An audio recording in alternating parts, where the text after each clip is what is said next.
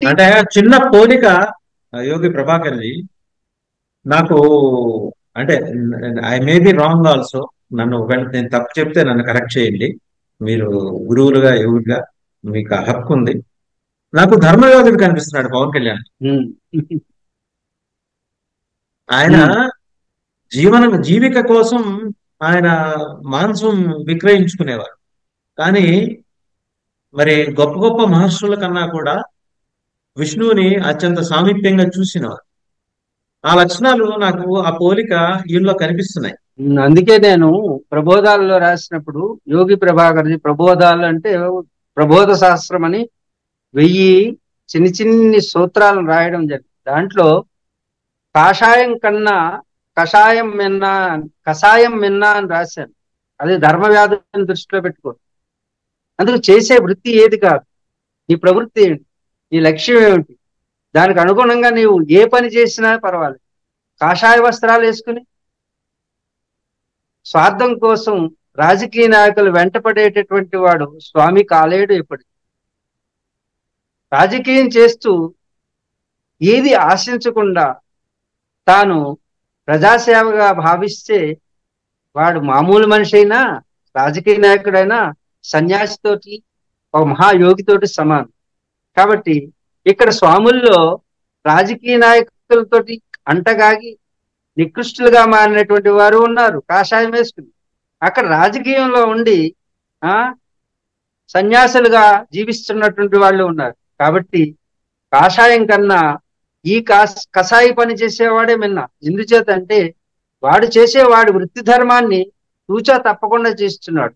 ప్రార్థన చేసి, భగవంతుడా, ఈ రోజు నేను ఈ జీవిని హత్య చేయబోతున్నాను. ఇది ఈ ప్రజలందరికీ కూడా ఆహారాన్ని అందించేటడానికి ఒక్క జీవహత్య చేస్తున్నాను. అనేక జీవులకి ఆహారంగా అందించేట బాధ్యతని నాకు వృత్తి ధర్మంగా ఇచ్చావు భగవంతుడా.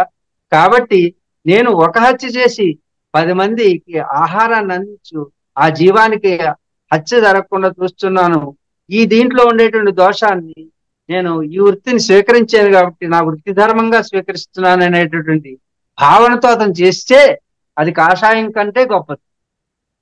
రైట్. కాబట్టి ఇక ఇక్కడ నేరుగా అంటే నాకు చాలా ఆనందంగా ఉంది. అంటే మీతో ఈ సబ్జెక్ట్ డిస్కస్ చేస్తున్నప్పుడు నాలో కూడా అంటే ఈ ధార్మిక పరమైన ఒక ప్రోయాక్టివ్ థాట్ ప్రాసెస్ మొదలైంది. మనం అది కంక్లూడ్ చేయలేదు. మీ ధర్మవ్యాధుడు అనుగ్రహానికి అనేవాడు నేను ధన్యుణ్ణి, మీ అనుగ్రహానికి.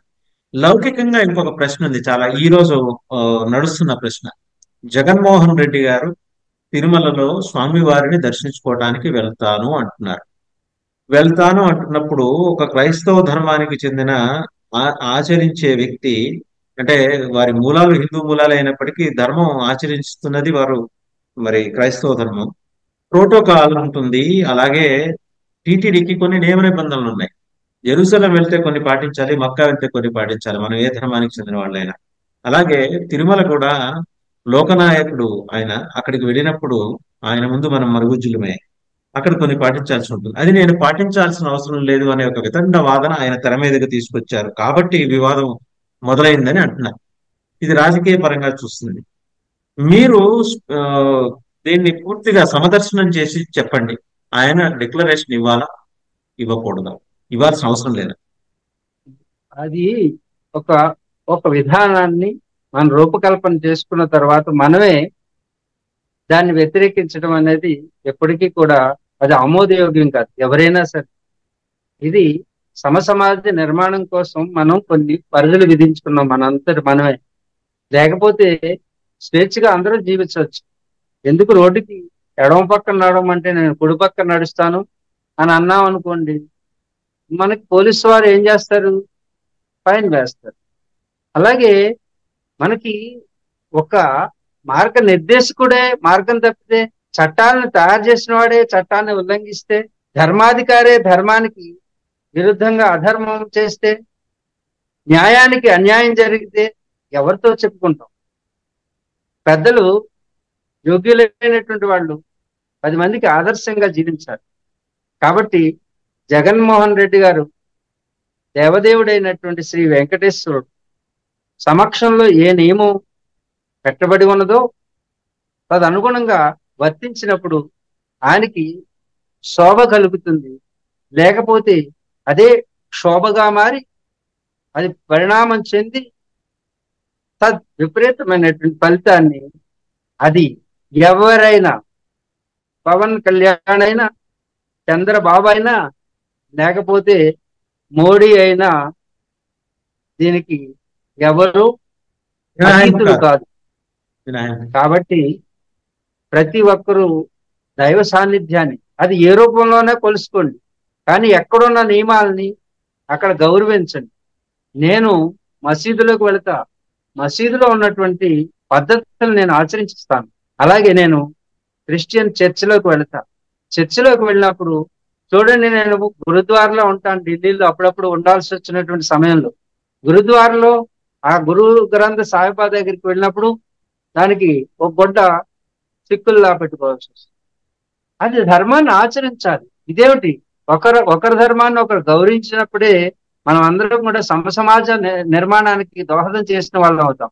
లేకపోతే ఈ సమాజంలో మన మనుషులుగా కాకుండా మృగాలుగా మారిపోయినట్టుగా మనకి ఈ చరిత్ర చెబుతుంది. అందుకే చరిత్రలో చరిత్రహీనులు కాకూడదు, చరిత్రను అనుసరించాలి. చరిత్రలో జరిగినటువంటి విషయాలన్నింటినీ కూడా తెలుసుకోవాలి. ప్రతి ఒక్కరు కూడా జీవన విధానాన్ని అలవర్చుకోవాలి, 10 మందికి ఆదర్శంగా నిలవాలి. చూడండి, అదే విషయంలో పవన్ కళ్యాణ్ తను ఆచరిస్తున్నాడు కదా. అదే సమకాలీనమైనటువంటి ఇద్దరు వ్యక్తులు ఉన్నారు, ఇద్దరు ఒకే వయసులో ఉన్నటువంటి వారు, దాదాపుగా ఇద్దరు కూడా ఎలా నడవాలి ఆ నడక భేదం ప్రజలకు తెలిసిపోతుంటుంది. కాబట్టి సత్కర్మలను ఆచరించాలి, దుష్కర కర్మలకు దూరంగా ఉండాలి. ప్రతి ఒక్కరూ కూడా నియమాలను పాటించాలి. అతను ఏ కులమైనా కావచ్చు, ఏ మతమైనా కావచ్చు, ఏ జాతి అయినా కావచ్చు, కానీ ఆ యొక్క ఆడ ఉన్నటువంటి నియమాలని ప్రతి ఒక్కరూ కూడా అనుసరించి ఆ దేవదేవుడి యొక్క అనుగ్రహం ఉంటే మరలా వారికి మంచి జరగవచ్చు. ధన్యవాదాలు తప్పకుండా యోగి ప్రభాకర్ డిక్లరేషన్ జీ. ఇవ్వాల్సింది. ఎందుకంటే ఒక సనాతన ధర్మము, ప్రాయశ్చిత్త దీక్ష, వీటి మీద సమగ్రమైన వివరణ ఇచ్చారు. దీని మీద బోల్డెన్ సందేహాలు ఉన్నాయి లౌకిక ప్రపంచానికి, వాటన్నిటినీ తీర్చారు. అలాగే జగన్మోహన్ రెడ్డికి అనుసరణీయమైన ఒక మార్గనిర్దేశనం చేశారు. ఆయన అలా చేస్తారని, ఆ యుగుల ఆదేశాన్ని తప్పకుండా పాటిస్తారని, చేసి తీరాలండి. సత్ అక్కడ ధర్మాన్ని పాటించాలి. సన్మార్గంలోకి వెళ్తారని కూడా కోరుకుంటూ thank you very much again. శుభం. హరి ఓం.